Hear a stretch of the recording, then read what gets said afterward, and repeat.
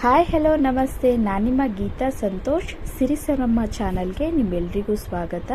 ಇನ್ನೂ ನನ್ನ ಚಾನಲ್ನ ಸಬ್ಸ್ಕ್ರೈಬ್ ಆಗಿಲ್ಲ ಅಂದರೆ ಪ್ಲೀಸ್ ಸಬ್ಸ್ಕ್ರೈಬ್ ಆಗಿ, ಹಾಗೆ ಬೆಲ್ ಬಟನ್ನ ಕ್ಲಿಕ್ ಮಾಡೋದನ್ನ ಮರಿಬೇಡಿ.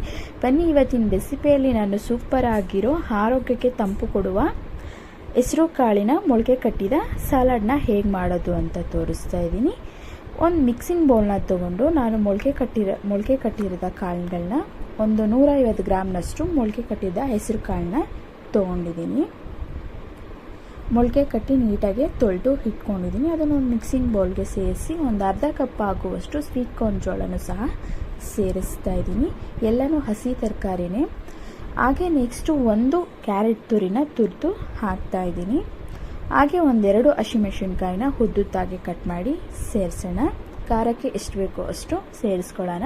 ಹಾಗೆ ಒಂದು ಅರ್ಧ ಸೌತೆಕಾಯಿನ ಚಿಕ್ಕದಾಗಿ ಕಟ್ ಮಾಡಿ ಸೇರಿಸ್ತಾ ಇದ್ದೀನಿ.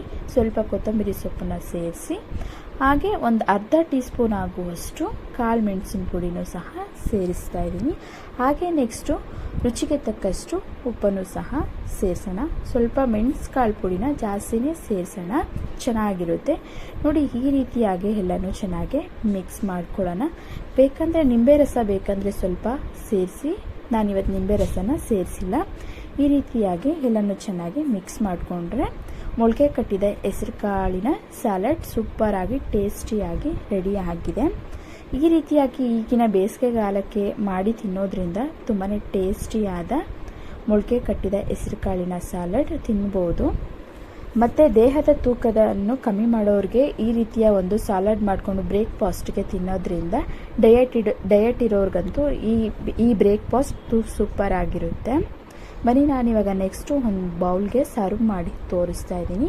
ನೋಡಿ, ಈ ರೀತಿಯಾಗಿ ಮೊಳಕೆ ಕಟ್ಟಿದ ಹೆಸರು ಕಾಳಿನ ಸಲಾಡ್ ಸೂಪರ್ ಟೇಸ್ಟಿಯಾಗಿ ರೆಡಿಯಾಗಿದೆ.